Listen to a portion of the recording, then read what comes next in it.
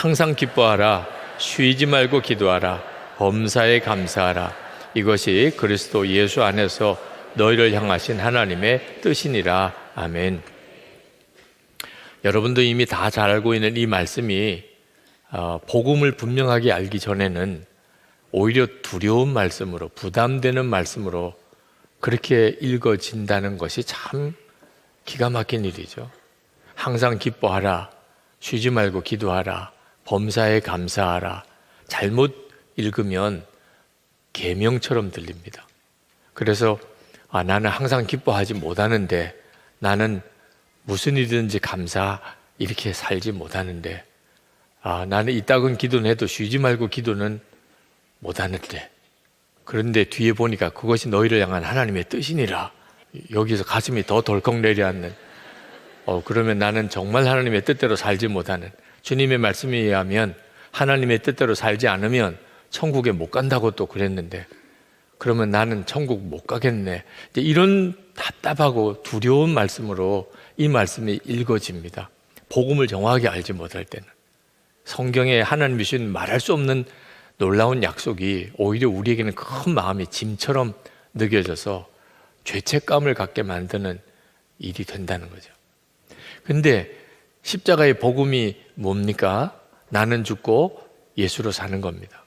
우리 옛사람은 십자가에서 주님과 함께 죽었고 이제 예수님의 생명으로 사는 자가 되었습니다. 이 십자가의 복음을 정확하게 알고 이 말씀을 다시 읽어보면 갑자기 이 모든 것이 다 전혀 다른 의미로 다가옵니다.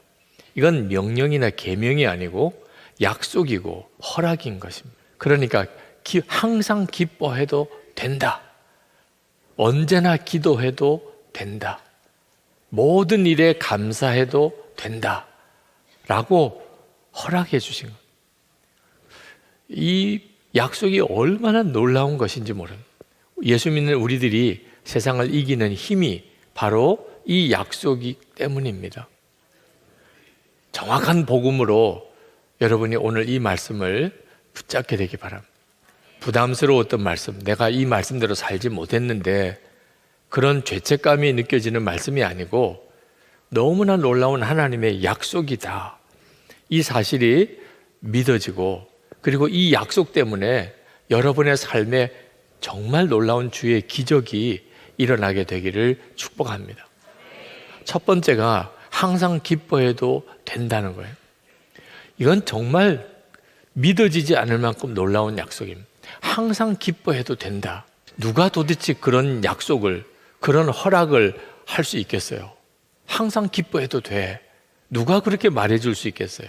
부모가 자식에게 할 수 있겠어요? 무슨 사장님이 사원에게 그렇게 할 수 있겠어요? 목사인 제가 교인들에게 그렇게 할 수 있겠어요? 이 약속을 주실 수 있는 분은 오직 주 예수님밖에 안 계십니다. 실제로 우리가 살아가면서 경험하는 우리의 삶은 항상 기쁘지가 않습니다. 기쁠 수가 없는 삶을 우리가 살 때가 더 많습니다. 그런데 주님은 항상 기뻐하라 하는 거예요. 어떤 때는 정말 가슴이 더 답답해집니다. 그렇지 않아도 기쁠 일이 없는데 어떻게 하라는 건가? 근데 이 말씀을 하시는 정확한 주님의 원리를 잘 알고 나면 그게 무슨 말인지 알 것 같아요. 혹시 여러분 남편 때문에 속상한 아내가 있습니까? 어떻게 기뻐해요? 함께 사는 남편이 나를 막 힘들게 하고 마음 아프게 하는데. 근데 주님이 말씀하십니다. 나를 봐라. 저는 기쁠 수가 없어요. 남편 보면 정말 짜증밖에 안 나요. 주님이 그러니까 나를 보라니까.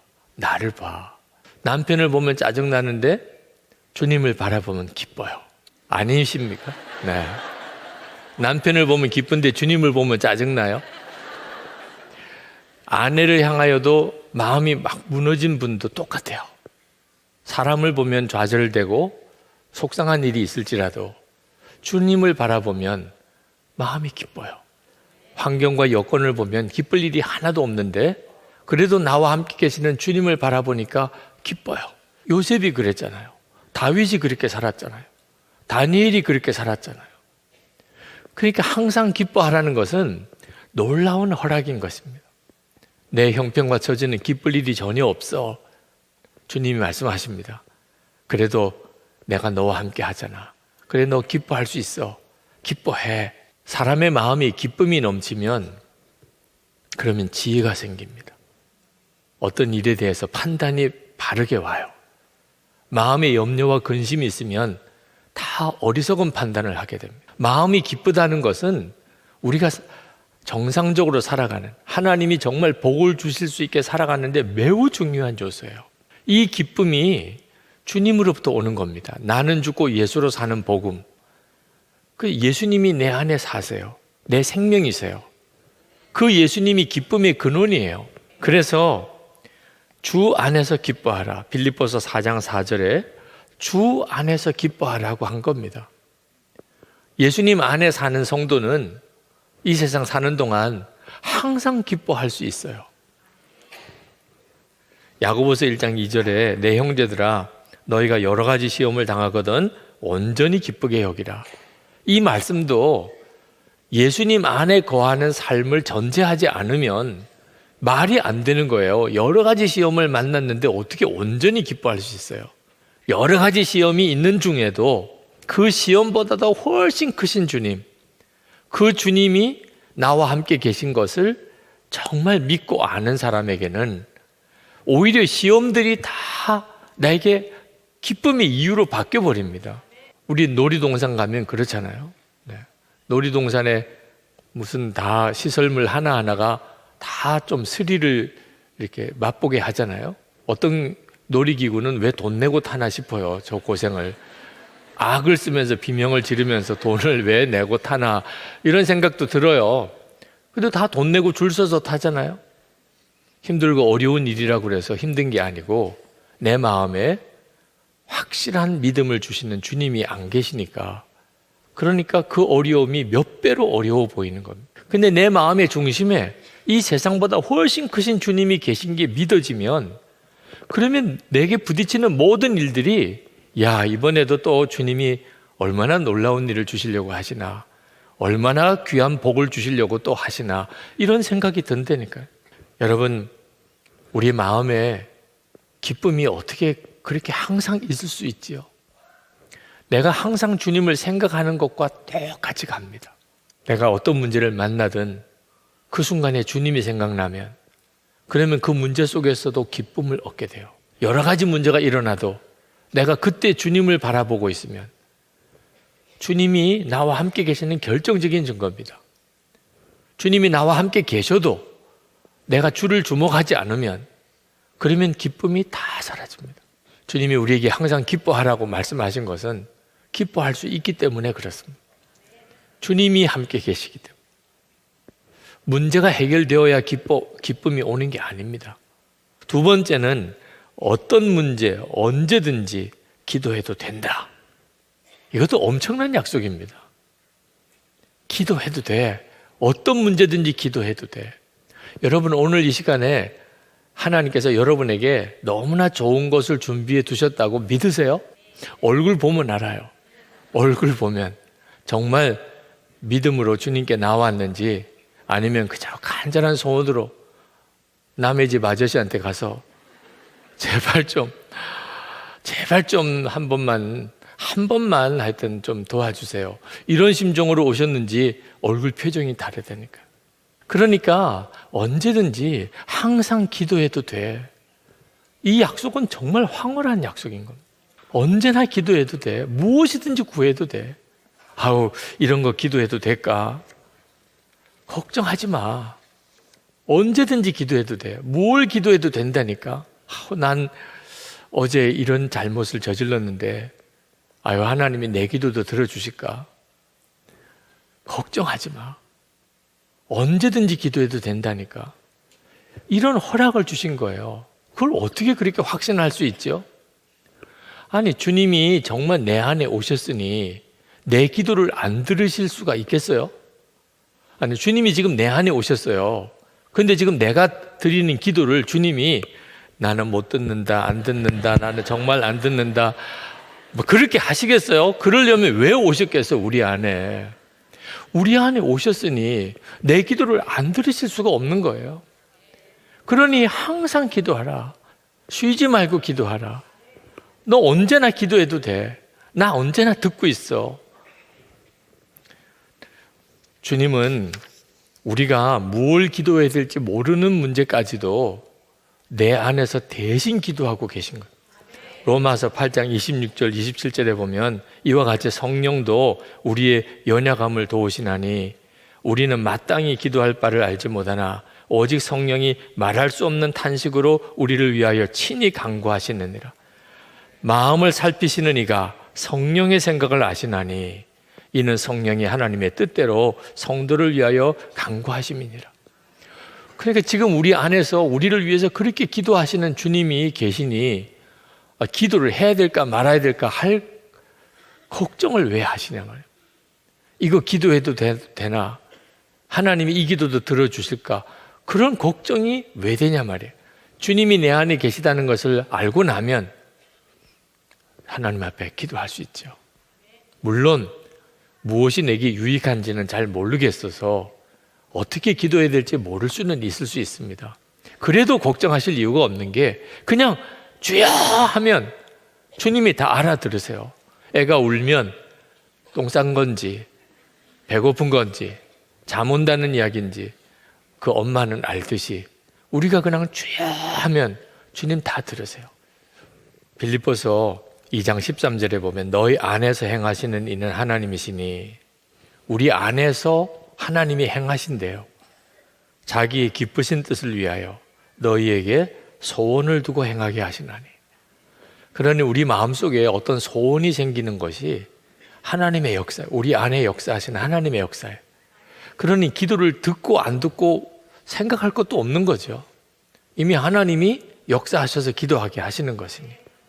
아, 하나님이 나에게 기도할 수 있는 허락을 주셨구나. 오늘도 여러분들이 두려워하지 말고 기도 잘하고 못하는 것에 대해서 더 이상 마음 쓰지도 마시고 그저 아들이 딸이 아버지에게 달려가듯이 그렇게 기도하시기를 축복합니다. 세 번째가 범사에 감사해도 된다 하는 겁니다. 범사에 감사해도 된다. 무조건 감사해라. 이것도요, 감당하기 어려울 정도의 복이에요. 무조건 감사해도 돼. 실제로 우리가 살아가는 동안에 감사가 도무지 안 될 일이 있습니다. 사람을 참 잘못 만난 것 같고, 육신의 질병이 생겼고, 경제적인 어려움이 생겼고, 도무지 감사가 안 될 일들이 우리에게 수도 없이 많잖아요. 그런데 하나님은 말씀하세요. 모든 것에 감사해도 돼. 이 말을 잘못 알아들으면 감사하라 라는 명령이 되지만 깨닫고 보면 너 그거 반드시 나중에 가면 감사 제목이야. 지금 너 힘들지? 그러나 두고 봐. 너 반드시 그거 너에게 합력하여 선을 이루는 일이야. 그러니까 감사해. 지금 하나님, 결혼 약속까지 한 애인이 도망갔어요. 감사해요. 파송해요. 어떤 사람에게는 쉬운 일은 아니에요. 그죠? 그러니까 믿음으로 하는 거죠. 이게 어떻게 되나 쉬우면 그냥 되겠어요? 그렇지만 놀라운 약속을 받았어요. 뭐든지 감사해라. 그래도 돼. 그러니까 우리가 힘들어도 죽을 것 같아도 절망 가운데 있어도 주님, 저는 감사합니다. 그게 믿음이잖아요. 힘들면 힘들어하고 좋으면 좋아하고 그러면 믿음이 어디에 필요해요? 우리가 예수님 안에서 죽고 이제는 예수님으로 살게 됨으로 인하여 우리에게 일어난 변화가 뭡니까? 모든 일이 다 감사 제목이 된다는 겁니다. 감사해도 된다는 거예요. 그러니까 오늘 우리가 하나님 앞에 나와 기도하러 나왔는데 도대체 무슨 기도를 해야 되나? 뭐든지 다 감사해요. 하나님, 속상했던 일, 실패했던 일, 너무 부끄러웠던 일 다 하나님 감사합니다. 감사로 아주 인을 치는 거예요, 다. 그리고 뒤에 하나님이 정말 그게 감사거리가 되게 하시는 거예요. 여러분의 믿음은 말에 있는 게 아니고 얼굴 표정에 있는 거예요. 아유, 저도 감사해요. 아유, 감사해요. 한숨을 푹푹 쉬면서, 아유, 저도 믿어요. 아유, 하나님이 다 좋게 해주시겠죠. 뭐. 그거 아니에요. 네. 말은 믿음이고 감사인데, 하나님이 절대로 그건 감사로 안 받으세요. 여러분의 진정한 감사는 얼굴 표정이죠. 그래서 오늘 기도가 필요한 거예요. 저절로 되는 일은 아니니까. 사실 기도하러 시작할 때는 탄식으로 기도를 시작했지만 주여 부르고 주님께 나아가고 말씀을 붙잡고 그리고 기도에 씨름을 하고 성령께서 기도를 돕는 일을 체험하고 그리고 일어나서 나갈 때는 내 마음이 그냥 모든 일에 감사가 되는 거죠. 오늘 이 시간에 우리가 내가 예수님과 함께 이미 죽었고 예수님으로 사는 눈이 뜨이고 나면 그러면 모든 게 감사할 수 있다니까요. 다 감사 제목, 다 불평과 원망, 안타까움과 괴로움과 두려움의 제목들이었더니 것들이 다 감사 제목이 되고 그리고 주님은 정말 역사할 수 있게 되는 겁니다.